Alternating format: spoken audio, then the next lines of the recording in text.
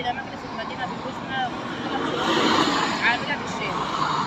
وأنا أنا باحب شغل الحلال مهما يكون إن هو حلال، أنا ما باستعيرش من حاجة، وباحب القرش الحلال عشان أصرف عليا. أنا جوزي صنايعي، يوم شغال ويوم مش شغال وباساعده في المعيشة. فدلوقتي أنا نزلت عاملة في الشارع باتحول لمضايقات من ناس بتاع تكاتك، ناس راكبة عربية كله يلفظ ألفاظ وحشة. يعني يا جماعة اللي بيلفظ الألفاظ دي، اللي يقول مش عارفة إيه يحتبني أخته، يحتبني مراته، يحتبني أي حد يخاف عليها. إحنا بندور على لقمة العيش الحلال، إحنا بندور على حاجة حرام ولا إحنا وش الحرام. يعني شغلانة النظافة ديت مش وحشة، إحنا بناكل بالحلال وبناكل معانا جدا. أنا بستسمح السيد المحافظ، السيدة رئيس مجلس المدينة، بتم نقلي الوحدة المحلية بشرين، يا إما بالعمل بالديوان في المدينة، لأني أنا تعبت من المضايقات في الشارع.